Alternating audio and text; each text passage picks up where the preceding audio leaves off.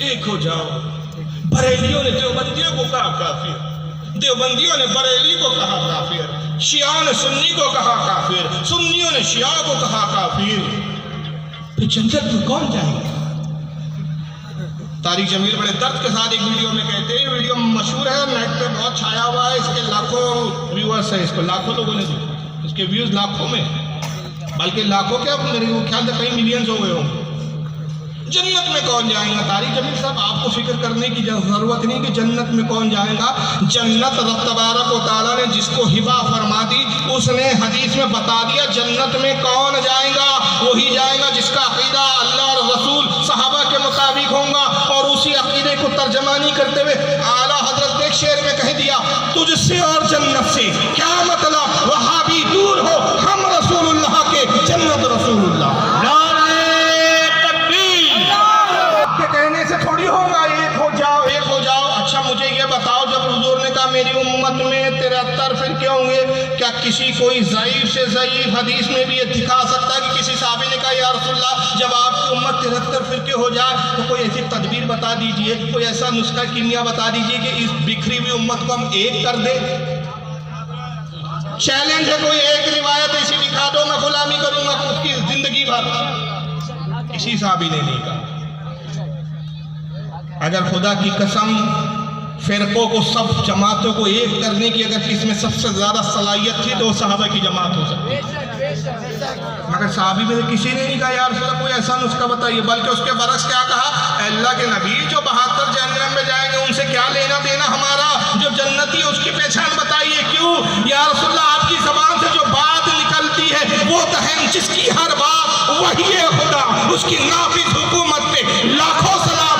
آپ کی زبان وحی میں ڈوبی بھی زبان ہے، وحی کے کوثر سے دھلی بھی زبان ہے، جو نکل گیا پتھر پہ لکھی بھی تحریر کو مٹایا جا سکتا ہے، لیکن اے مصطفیٰ آپ کی کہی ہوئی بات کو مٹایا نہیں جا سکتا۔ آپ نے کہا میری امت میں 73 ہوں گے تو اب 73 ہو ہی گے، اس کو کوئی روک نہیں سکتا۔ تو حضور جب روکا نہیں جا سکتا تو ہمیں ان جماعتوں سے کیا کرا جو جہنمی ہے، ہمیں جنتی جماعت کی پہچان بتائیے تاکہ وہ پہچان امت تک پہنچے تو ہم جہنمیوں کو چھوڑ کر جنتیوں کے ساتھ ہو جائے۔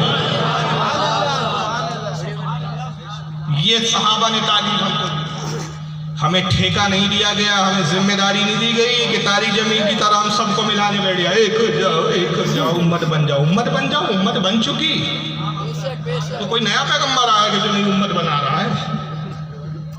کیا امت بن جاؤ اور کیسی امت بن جاؤ؟ یعنی میں ایک مثال دے رہا ہوں آپ کے سمجھ میں آ جائے، گوبر اور حلوہ دیکھنے میں ایک جیسے دکھتے ہیں، کیا ملا کے کھاؤں گے؟ ایک ہو کر کھا جاؤ، ملا کر کھا جاؤ تو کوئی کہا جناب گوبر گوبر ہے، حلوہ حلوہ ہے۔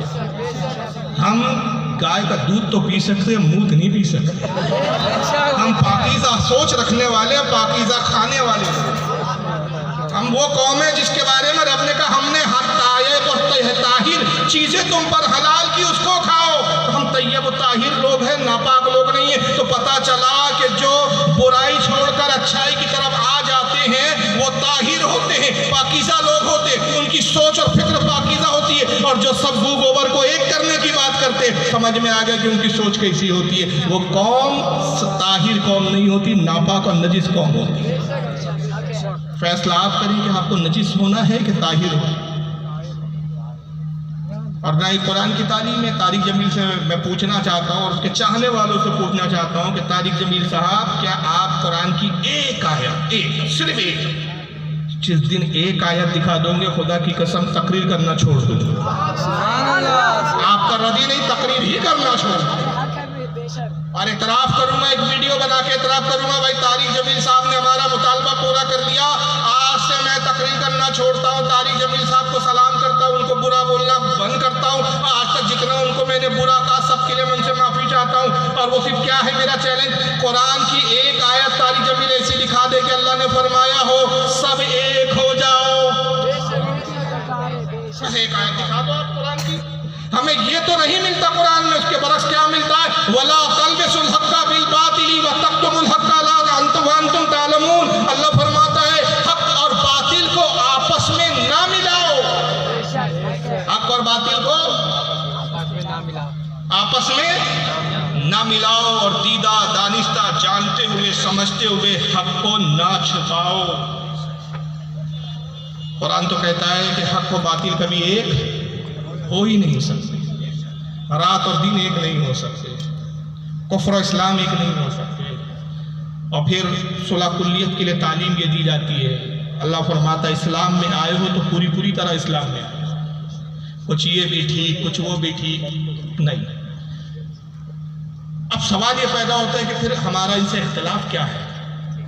تو میرے بعد انشاءاللہ وہ موضوع حضرت علامہ مولانا حافظ احسان صاحب قبلہ کو دیا گیا ہے، وہ بتائیں گے کہ کن کتابوں کی بنیاد پر ہمارا ان سے اختلاف ہوا اور مسلمان کہلانے والے ہی دو گروہ میں بٹ گئے، ایک باطل کی طرف چلے گئے، آج ایک اب بھی حق پر ہے اور انشاءاللہ قیامت تک حق پہ رہیں گے۔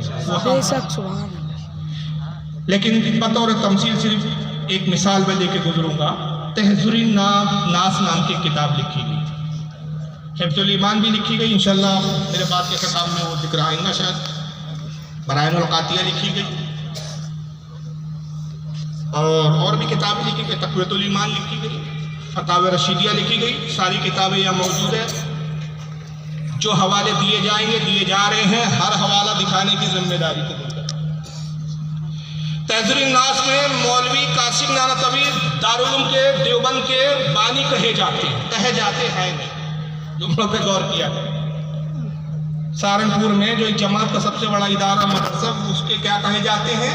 بانی، جبکہ بانی ہے نہیں ہے، غازب ہے، ایک لمبی تاریخ ہے، اس کا بانی کوئی اور تھا، باقاعدہ اس پر کتابیں موجود ہیں، ایک لمبی گفتگو ہو جائے گی، میرا موضوع آج وہ ہے نہیں، پتہ نہیں انہیں کیا سوچی۔ کسی نے ان سے ایک سوال کیا، حضرت عبداللہ ابن عباس کا ایک اثر ہے، اثر کہتے ہیں جو صحابی جس کو روایت کرے اور وہ رسول سے منقول نہ ہو، حدیث موقوف بھی کہتے ہیں اس کو، کہ 7 زمین ہے، 7 زمینوں میں 7 انبیاء ہے، 7 آسمان ہے، 7 آسمانوں میں 7 انبیاء ہے، تو حضور کے زمانے میں 7 زمینوں میں 7 رسول ہے، آسمانوں میں 7 رسول ہے، ہماری زمین کے اوپر ہے کہ کل 15 نبی ہے۔